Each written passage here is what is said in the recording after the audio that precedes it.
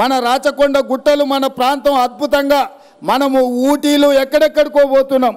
ఒక్కసారి మునుగోడు వెనుక ప్రాంతము, ఇబ్రహీంపట్నం ముందు ప్రాంతం, రామోజీ ఫిలిం సిటీ పక్కల నుంచి ఆ తండాలకు నేను ఎన్నికల ప్రచారంలో పోతే అద్భుతంగా మనకు ఊటీ కంటే అద్భుతంగా మన ప్రాంతం కనిపించింది.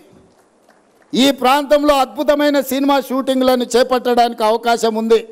రాచకొండ ప్రాంతాన్ని ఒక అద్భుతమైన ఫిల్మ్ ఇండస్ట్రీకి అవసరమైన అభివృద్ధి కార్యక్రమాలు చేపట్టాలి అని ఇవాళ మన ప్రభుత్వం ఆలోచన చేస్తున్నది.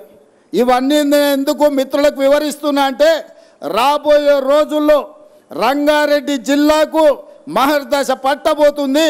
ప్రపంచానికి ఒక పర్యాటక క్షేత్రంగా మన రంగారెడ్డి జిల్లా మారబోతుంది.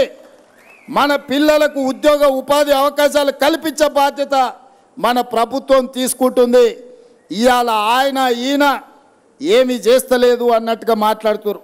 నేను అడగదలుచుకున్నా, ఓడినోళ్ళను, ఇంట్లో వండుకున్నోళ్ళను, ఫామ్ హౌస్లో ఉంటున్నోళ్ళను ఈ ఔటర్ రింగ్ రోడ్ మీ తాత తెచ్చిండా అని నేను అడుగుతున్నా. ఈ అంతర్జాతీయ ఎయిర్పోర్టు మీ ముత్తాత కట్టిండా అని నేను అడుగుతున్నా. ఇవాళ సైబరాబాద్లో ఉన్న ఐటీ పరిశ్రమలు, ఫార్మా ఇండస్ట్రీస్ని మా ప్రభుత్వం, కాంగ్రెస్ ప్రభుత్వం తీసుకొచ్చినాయి కాదా? అవి తెచ్చినందుకే ఇవాళ హైదరాబాదు నగరం మహానగరంగా మారింది. మీరేం తెచ్చిండ్రా హైదరాబాద్ నగరానికని నేను అడుగుతున్నా. మీరు తెచ్చింది ఉంటే గంజాయి తెచ్చుంటారు, డ్రగ్స్ తెచ్చుంటారు ఈ నగరానికి. కానీ మేము ఫార్మా కంపెనీలను తెచ్చినాము, ఐటీ కంపెనీలను తెచ్చినాము, అంతర్జాతీయ ఎయిర్పోర్టు తీసుకొచ్చినాము, ఔటర్ రింగ్ రోడ్డు తీసుకొచ్చినాము. ఇవాళ ఇంకా విస్తృతంగా విశ్వనగరంగా మార్చడానికి అవసరమైన అన్ని ప్రణాళికలు మేము చేస్తుంటే పొద్దున్న లేస్తే కాళ్ళల్లో కట్టెలు పెట్టే మాటలు.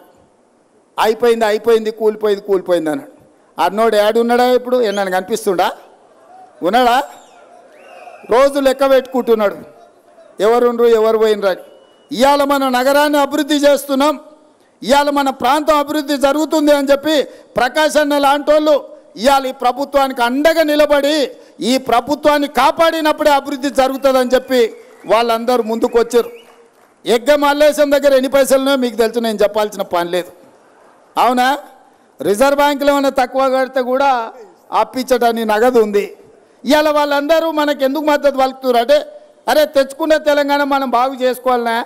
సార్ ఏదో కష్టపడుతాడు, మేము కూడా మా శాతనైన కాడికి సాయం చేస్తే బలపడతాడు, బలపడితే తెలంగాణ అభివృద్ధి అవుతుందన్న ఆలోచనతో వాళ్ళందరూ ముందుకు వచ్చారు. ఏముందే నా దగ్గర ఇయనీకే? ఏముంది చెప్పురు? నా అంగి అమ్మితే ఏం రాదు, లాగమ్మితే కూడా ఏం రాదు. ఏమిస్తాను నేను వాళ్ళకు? ప్రకాష్ అన్నకో ఎగ్గ మల్లేశంకో ఏమి ఇవ్వగలిగినాము? వాళ్ళు ఏంటంటే మన ఆలోచన విధానాన్ని నచ్చి ఈ ప్రభుత్వాన్ని పడగొడతామని ఇద్దరు అచ్చోసిన ఆంబోతులాక ఊరు మీద ఇడిచిన మైసమ్మ పోతులు ఉంటాయి కదా, అట్లా మన మీద బీఆర్ఎస్ వాళ్ళు, బీజేపీ వాళ్ళు పడగొడతాం అంటారు. మీరు పడగొడతామని అంటే మేము నిలబెడతామని వాళ్ళు ముందుకు వచ్చారు.